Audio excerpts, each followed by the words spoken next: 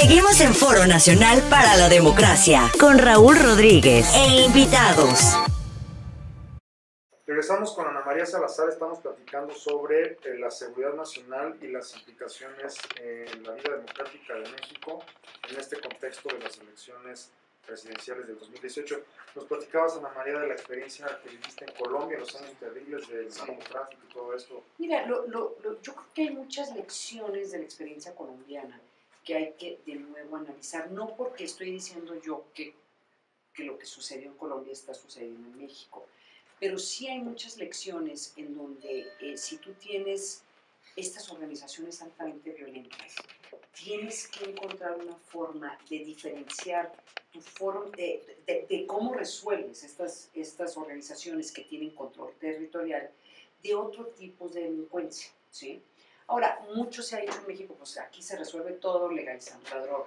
Y entiendo, porque hasta el mismo expresidente César Gaviria, con quien tuve la oportunidad de trabajar en su momento, estos temas, yo entiendo por qué César Gaviria podría estar diciendo, pues hay que legalizar la droga, porque en cierta forma, en términos políticos, parecería, y se puede justificar que todo el problema del país y el poderío de estas organizaciones depende de su capacidad de poder vender drogas y tener una capacidad bélica.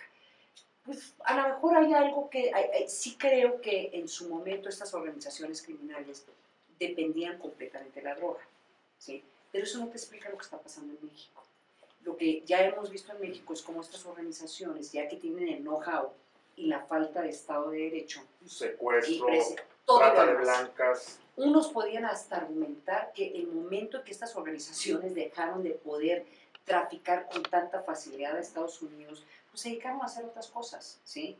A robar los guachicoleros, para empezar. A ver, los guachicoleros solamente lo explicas porque tienes organizaciones que no son sociales, que son organizaciones, a falta de Estado de Derecho, se pueden volver suficientemente violentos como organizaciones criminales. Migran de un delito a otro. Migran con mucha facilidad. ¿Por qué? Porque no hay Estado de Derecho y no hay falta de control, o sea, tienen control territorial. Entonces, eso yo creo que es una de las grandes lecciones, o sea, que tienes que empezar a ver hacia el futuro. Si el Estado no puede tener control territorial y no creas los incentivos suficientes para que estas personas no entren y trabajen con estas organizaciones, y lo tengo que decir desde ahorita, no, la pobreza tiene algo que ver.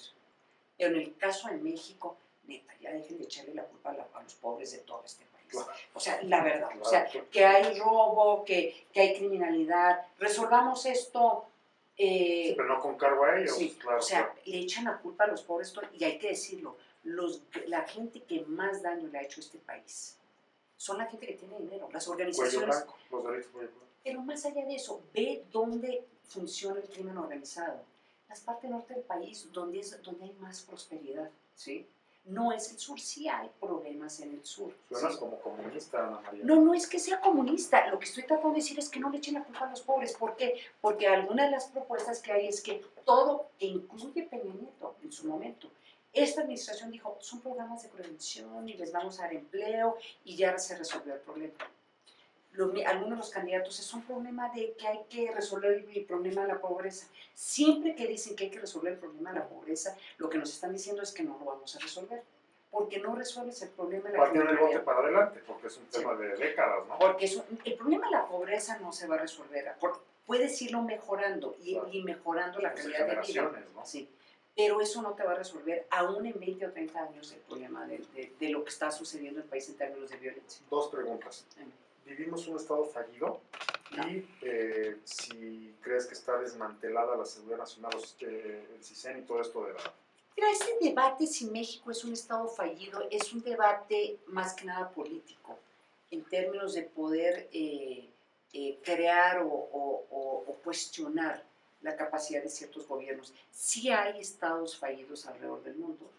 Y dentro de México, supongo. Yo creo que hay regiones donde podrías decir que es una región fallida, pero cuando uno piensa en términos académicos, lo que es un estado fallido, estás hablando de un estado en donde la gente no paga impuestos, donde no hay electricidad, donde no hay agua, donde no se puede ir a la escuela, donde está... O sea, Y la verdad es que en casi todo el país hay agua, en casi, excepto en algunas partes de la Ciudad de México, por cierto, pero en casi todo el país hay acceso a agua, en casi todo el país hay acceso a programas sociales, de una forma u otra. El SAT sigue avanzando. Sí, el SAT sigue insistiendo en que la gente pague impuestos. En general, en la mayoría hay presidentes municipales, aunque estén coludidos con el narco, pero hay presidentes municipales. Hay poderes constituidos. Entonces, yo no lo veo como un Estado fallido. Veo partes del país en donde el crimen organizado o movimientos sociales han tenido mucho más poder y tienen control territorial sobre los funcionamientos básicos del Estado. No sé si eres muy optimista o yo muy pesimista, pero me estás hablando como de gangrena, es decir, puedes tener gangrena en un dedo. Sí. Y eso es nada más un dedo, pero implica potencialmente que esto se puede generalizar. Mira, no, pero hay que también decirlo, en el país ha habido resultados, o sea, se han podido resolver los problemas. Hasta hace poco el problema había mejorado mucho la calidad de vida en Tijuana. Hasta Ciudad Juárez. Ciudad Juárez era otra ciudad. Y podemos debatir por qué sucedió eso. Algunos piensan... Rescate de espacios públicos hubo, por ejemplo. Entonces podrá haber un debate de por qué sucedió. Algunos pensamos que a lo mejor llegó tal la guerra que se mataron entre ellos y que ya no había que, ¿sí? Pero otros en que el Estado hizo un gran esfuerzo, una gran inversión, junto con la sociedad civil, que resultó en cambios importantes. Pero fundamentalmente yo creo que la desgracia de esta administración fue pensar que ya estaba resuelto el problema cuando no estaba resuelto. Sí había mejorado en una forma dramática. Es como cerrar la herida antes de limpiarla, ¿no? Pues se había reducido de una forma dramática los homicidios en el país. Entonces se les hizo a ellos muy fácil decir, con programas de prevención vamos a sacar a los militares de las calles y ya está resuelto el problema porque nosotros no vamos a hacer Calderón, no vamos a hacer como la otra administración. Pues ahora estamos viviendo índices de violencia históricos. El año más violento, 2017. Sí, y entonces eso es la gran interrogante para los nuevos candidatos, para el futuro presidente de México, es ¿qué van a hacer?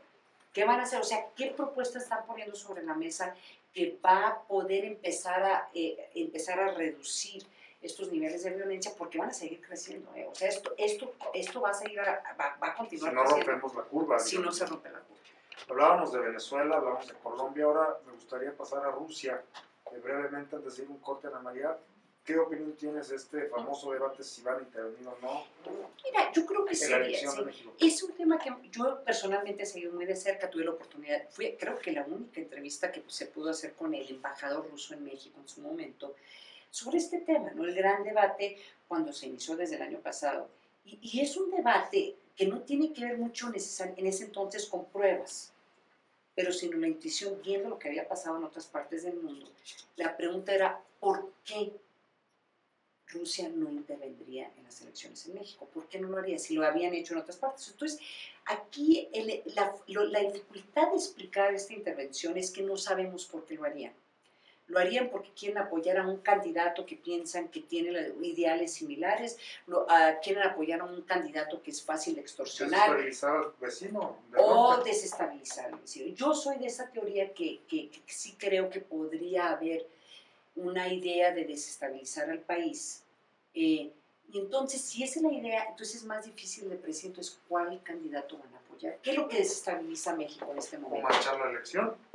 Manchar la elección, exactamente. Entonces, no tanto apoyar a un candidato, sino manchar la elección. ¿Y la elección cómo lo manchas? Uno, pues que el día de la noche de las elecciones se hackea el sistema electoral y se cae el sistema. Entonces, el que gane, no importa, va a estar manchado. Que empezara a haber información o que hackearan o que hayan hackeado la información de los candidatos o de los partidos, que fue lo que pasó en Estados Unidos, y eso lo hacen público, ¿no? Regresamos en un minuto, estamos platicando con Ana María Salazar, Seguridad Nacional. Estás escuchando Foro Nacional para la Democracia. Foro Nacional para la Democracia. Con Raúl Rodríguez.